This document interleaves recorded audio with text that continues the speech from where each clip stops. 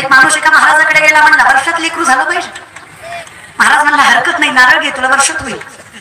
जयाचे आहे धड नाही, तयाचे परित्र पुस्तक आहे.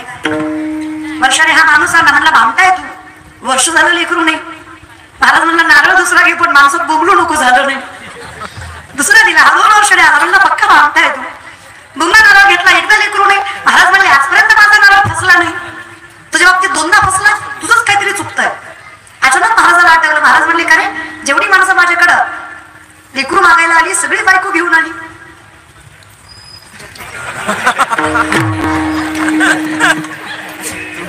तू 2दा एकटाच बायको कुठे? की मला लग्न नाही झालं. तुम्ही सगळं मांजरेकर किती नारळ दिलं लेकरू होईल. मी तुम्हाला सांगते किती भजन केल्यावर देव भेटले. अरे विना भक्ती भक्ती विना मुक्ती, बळे विना शक्ती बोलू नये. अरे विना देव नकळे निसंदेह, गुरुविना अनुभव काही सकाळी. अहबळे आकडे एरवी नाकडे, करतरी आवळे तैसा हरी. तुकोबा सांगतात काही नलगे एक भावाची, कारण तुका म्हणे अन विठोबाची. काय लागतं रे, पण आमचं कसं आहे, अवलींचं वर्णन आहे. द्वैताची जाणणी गुरुविन ज्ञान, तया कैचे कीर्तन घडेल ना मी. म्हणून तर नामदेवराय म्हणले, देवा ज्यांच्यामुळे आम्हाला मिळालं त्यांच्यासाठी माझा अभंग आहे, भावे तया. कारण आम्हाला मिळालंय, आमच्याकडे नाहीये. अहो साधं सुद्धा लेकरू जर भजन करत असेल, वयाच्या कमी वर्षात जर त्याला जगाच्या मालकाची आवड लागली असेल, ज्ञानोबा तुकोबा कळत असतील, तर हे त्याचं कसं असेल, बहुत सुकृताची जोडी. म्हणून विठ्ठली आवडी. देव कुणालाही आणि कसाही आवडत नाही दादा. अहो काही माणसं हुशारकीनं म्हणतात, गेल तर कीर्तनाला पण बसलं नाही. हुशारकीनं सांगतात, बसलो पण थोड्या वेळात बसलो, लगेच गेलो. काही म्हणतात शेवटपर्यंत बसलो पण कळलंच नाही. अरे तुमच्या चुकाच नाही, तुमचं पाय कीर्तनाकडे वळत नाही, तुम्हाला कीर्तन कळत नाही, तुमचं मन कीर्तनात लागत नाही. मायबाप यात तुमची चूक नाही. माझ्या माऊली सांगतात, तुमचं पूर्वजन्मीचं पाप तुम्हाला पवित्र मंडपात बसू देत नाही, हे सगळ्यात मोठं सत्य आहे.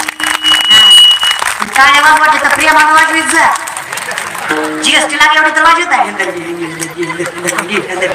दान करताय नाही करायला, प्रेम असू द्या रे, भक्ती प्रेमाविन ज्ञान नको देवा, विनंती आहे. आणि काही काही 2-4 तटकुले मुदाम वाजवीत नाही. हा त्याचं कारण आहे बरं का. त्याला असं वाटतं आपण हे दादा तुमचं कसं झालंय. एक पोरगा एसटीत चढला, खाली उतरला, मोठे मोठे ना हसायला लागला. शेजारच्यानं सहज विचारलं, एवढा का हसतो? कंडक्टरला फसवलं. तो म्हणला कसं काय? मग म्हणला तिकीट काढलं आणि गेलंच नाही. त्यालाच कळलं. तुम्ही सांगा कंडक्टरच्या बापाचं काय गेलं, अशी गत तुमची दादा. कोणाचं काय भाग गेले, कोणाचं काय भाग गेले, कोणाचे काय भाग गेले, कोणाचे काय भाग गेले, कोणाचे काय भाग गेले, कोणाचे काय भाग गेले, कोणाचे काय भाग गेले.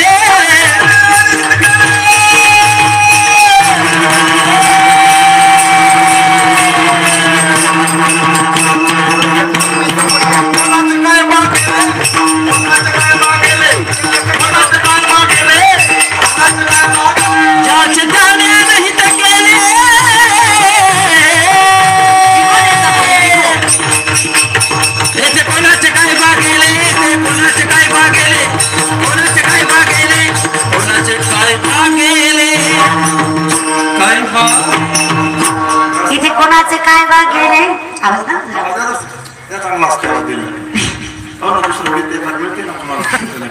ज्याचे त्याने अनहित केले. जेव्हा ते गात असतात ना, तेव्हा त्याला विकू देत चला, कारण गाताना विकू लागतो. सिंगल आवाज टाकतो सर्व. आम्ही काय केलं काही नाही दादा, आम्हाला आमचं हितच कळलं नाही. कारण तुका म्हणे कैसे आंधळ हे जण गेले विसरून. हे का कळलं नाही याचंही कारण तुकोबा सांगतात, आणि हे कळालं याचंही कारण तुकोबा सांगतात. वयाच्या 22व्या वर्षी 700 वर्षापूर्वी ज्ञानेश्वरी मध्ये सांगितलं. एकदा आध्यात्मिकपणा लक्षात घ्या, संप्रदाय लक्षात घ्या, काय ताकद असते या मुळामध्ये. कसं असतं ना, कुठलंही झाड जर बेसलेस असेल, त्याला मूळ नसेल, फळ येऊ शकतं. पाणी मुळाला घालायचं का खोडाला घालायचं, कोणाला घालायचं दादा? अरे बोलत जा ना, मग मुळाला घालायचं दादा, हे की नाही. म्हणजे तुम्हाला शास्त्रवेद विचारत नाही, साधा प्रश्न आहे माझा. शेतकरी तुम्ही, शेतकरी तुम्ही दादा, शेतकरी हे स्वाभिमानाने सांगत जा. अरे कौतुक आहे मला, मी अवलाद शेतकऱ्याची आहे, मी पोरगी शेतकऱ्याची आहे. स्वाभिमान आहे मला, मी अवलाद शेतकऱ्याची आहे. श्रीमंत अवलादाच्या पुढे जन्माला नाही आले मी, कौतुक आहे मला. अहो श्रीमंताच्या घरी गेलात तर कब्बर चहा भेटेल याची खात्री नाही. माझ्या बापाच्या दारात कुत्र जरी गेलं ना, तरी पोटभर भाकरी खाल्ल्याशिवाय दार सोडत नाही, हा विश्वास आहे मला शेतकऱ्याचा. कौतुक आहे मला, आणि अधिकार आहे तुमचा तेवढा. फार श्रीमंत माणसं आहात तुम्ही, पैशाने माहित नाही, पण मनाने फार मोठं मन असतं तुमचं. अहो वारकऱ्याची सेवा करावी तर शेतकऱ्यांनाच. अहो शेतकऱ्याच्याच काळ पूर्व दादा. काय अधिकार असतो? 7-7 दिवस ही मंडळी राहतात सप्त्याला. पण जर शेतकऱ्याच्या घरी राहिली ना तर 4 वेळा जरी तिला वेगवेगळा प्रकार करायला लावला ना आणि तिच्या दारात घरात नसलं ना तरी ती कुठूनही कष्ट करून आणेल, पण त्या वारकऱ्याला पोटभर खाऊच घालणार हा अधिकार त्या शेतकऱ्याच्या बायकोचा असतो. आज मन मोकळं रे शेतकऱ्यांचं. विनंती काय अधिकार असतो शेतकरी तुम्ही. हा मग मला सांगा, पाणी कुठे घालायचं? मुळाला घालायचं की नाही? खोडाला घातलं खोला येणार आहे का? मग आता मूळ कळलं पाहिजे. आवडी म्हणतात सर्व सुकृताचे फळ मी नाही ना, पण हे फळ जेव्हा लिहायचंय तेव्हा माझा अधिकार काय आहे? जाई नगे माये तयार. कारण पंढरपूर हे मूळ आहे, जाईचं वर्णन आहे. जाते माहेराला जाते माहेराला जाते माहेराला जाते माहेराला जाते माहेराला जाते माहेराला माझ्या मूळच्या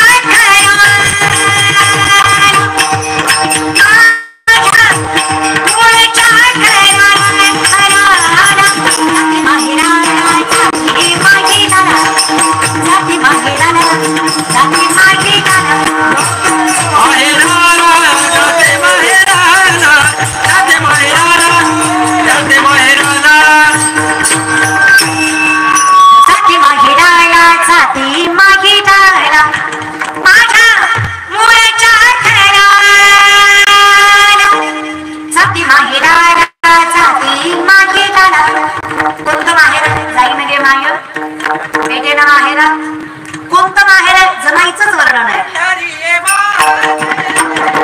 माहेर साजणी पंढरी माझे माहेर साजणी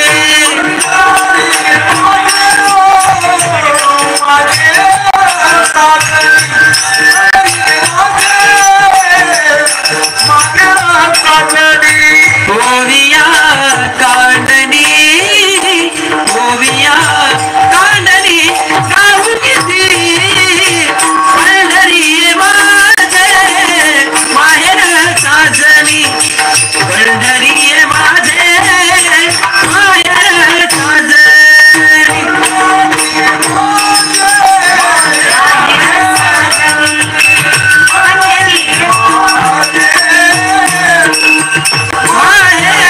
साजणी पंढरी माझं माहेर साजणी. त्या जनाईचं वर्णन आहे. ये गयक विठाबाई माझे पंढरीचे आई भीमानी चंद्रभागा तुझ्या चरणीची गंगा.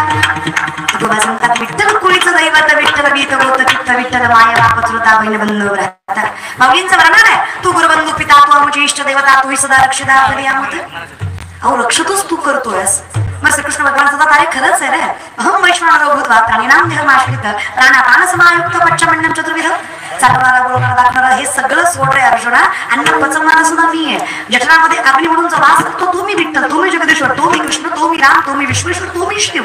अरे ब्रह्म ही मीच, विष्णू ही मीच, शिव ही मीच, निर्माण करता ही मीच, तारणहारा ही मीच आणि विनाश करणारा ही मीच. मग कुठल्या अनुषंगाने तू माझं अस्तित्व नाकारतोयस आणि कुठल्या बेसिसवर भगवंताचं अस्तित्व नाकारता रे? हा एखाद्या मुलीला विचारलं ना का ग बाई हायली एज्युकेटेड आहेस, स्टँडर्ड मेंटेन करतेस, हाय क्लास लाईफस्टाईल आहे, तू श्रीमंत मायबापाच्या पोटी जन्माला आली आहेस, पण कधी वजन करताना देवाचे आभार मानताना दिसली नाही. ते फार कौतुकाने सांगते. I don't believe in God. Okay no issue. तू देवाला मानत नाही याच्यात काहीच वावगं नाही ग माझी बाय. पण बहीण म्हणून सांगते ज्या दिवशी देव तुला मानणार नाही जग तुझं अस्तित्व मान्य करणार नाही हे सामर्थ्याने व्यासपीठावर सांगतात. देव मानतोय म्हणून चाललंय ग. कुठल्या अनुषंगाने देव नाकारताय? आणि अधिकार इतका माझ्या विठ्ठलाचा, अधिकार इतका माझ्या अरे भगवंताचा अधिकारच काय सांगता? अगं मला तुमच्यातही फार ताकद आहे ग. कुळ म्हणतीये मी. या कुळामध्ये काही स्त्री पुरुष आहे का? नाही. कुळ येते. त्या कुळामध्ये कुठल्याच प्रकारचा वर्णभेद नाहीये. प्रत्येकाला अधिकार आहे वैष्णव व्हायचा. काय वैष्णव कुणी व्हावं? तुमच्यात तर लय अधिकार आहे. तुम्ही तर लय गोड आहे. आई शपथ तुम्ही लय गोड आहे. तुमचं तोंड सोडलं ना मांजरीच्या बाया तुम्ही लय गोड आहे. फक्त तोंडाचाच जरा प्रॉब्लेम आहे. बाकी तुम्ही लय गोड आहे. तुमच्या इतकं गोडच जगात कुणी नाही माय. खरंच ग.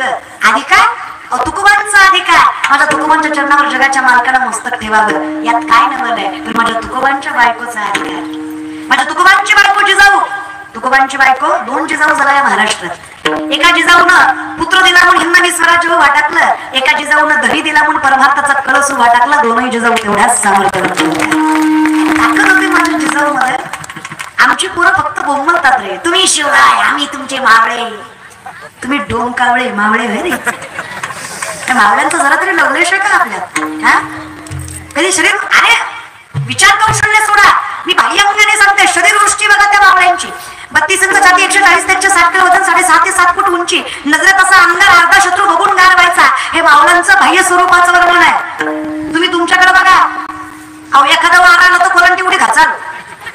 वडापाव खाता येत नाही तुम्हाला, आर्यमटीनं थोबाड नाचलाय, तुडू तुडू खातो. वडापाव खाता येत नाही याचा अर्थ ते जीभ फाकत नाहीये.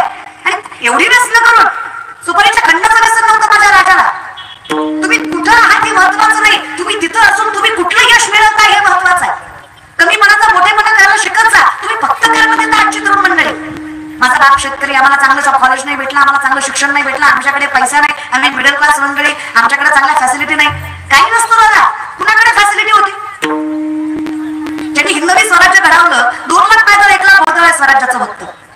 2 लाख पायदळ 1 लाख घोडदळ आहे स्वराज्याचं फक्त. 10 पटीनं जास्त सैन्य शत्रूचं.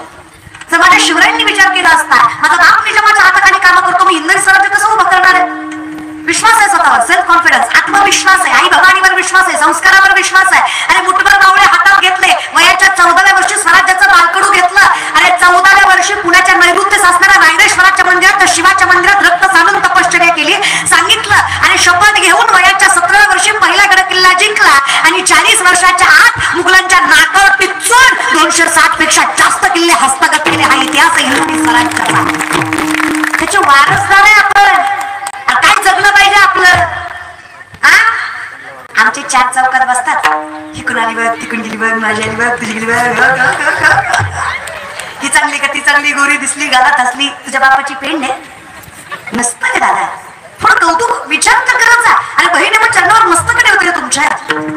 वाईट नाही रे तुम्ही दादा, वाईट नाही. हा महाराष्ट्र एवढा वाया गेलेला नाही. माझ्या ज्ञानोबा तुकोबांची भूमी आहे, अशी कशी वाया जाईल? वाईट नाहीये तुम्ही. कौतुक वाटतं कधी तुमचं? अरे मरता, पळपळ पळता, करायचं तेवढं कष्ट करता. आणि नुसतं आर्मीत भरती व्हायचं म्हणलं ना तर 3:30-4 ला उठतं पोरगं पहाट, पुन्हा संध्याकाळी 6-6:30 ला फिरायला. अरे काय ताकद निर्माण करतो दादा. आणि कौतुक आहे मला, आर्मीत श्रीमंताची जात नाही, देशाच्या रक्षणासाठी फक्त शेतकऱ्याचीच पोरं पळतात, त्यांना जाण असते बाकीची. वाईट नाही तर तुम्ही, जाण असते तुम्हाला बापाच्या फाटल्या धोत्राची, माईच्या फाटलेल्या पदराची. चुकताय कुठं ना, चुकली या बरं मग एवढंच रे.